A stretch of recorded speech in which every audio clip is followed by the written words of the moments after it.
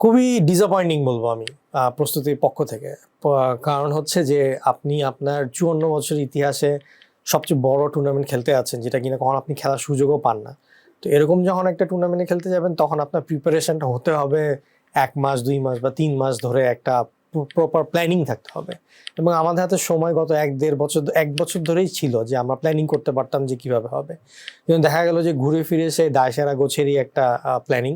হয়তো mission Australia নামে একটা লোগো বা ব্র্যান্ডিং করা হয়েছে, হয়তো বেশ কিছু স্পন্সর এসছে, কিন্তু অ্যাকচুয়াল মাঠে যেই আপনার খেলাটা খেলতে হবে সেটার জন্য যে প্রিপারেশন, সেখানে আমরা অনেক ঘাটতি দেখেছি। একটা লিগ হয়েছে, সিঙ্গেল লেগের লিগ, সেটাও হয়েছে টার্ফ মাঠে। হয়তো মাঝখানে একটা ট্রাই নেশন একটা সিরিজের মতন হয়েছে, যেখানে আজারবাইজান এসেছিল, মালয়েশিয়া এসেছিল। ওইটা একটা ভালো প্রস্তুতি ছিল আমি বলবো, কারণ একটা বড় টিমের সাথে খেলা। কিন্তু এরপরে যে বিদেশের মাটিতে গিয়ে বিদেশি টিমের সাথে খেলা, সেটার কোনো প্ল্যানিং সেভাবে আমরা দেখতে পারিনি। এবং দেখা গেছে যে কোচ সাফ খেলতে টিম নিয়ে চলে গেছে, ১ মাসও ছিল না সেই সময়। তো এইটাও এক ধরনের আমার কাছে মনে হচ্ছে খুবই আনপ্ল্যান্ড একটা প্ল্যানিং।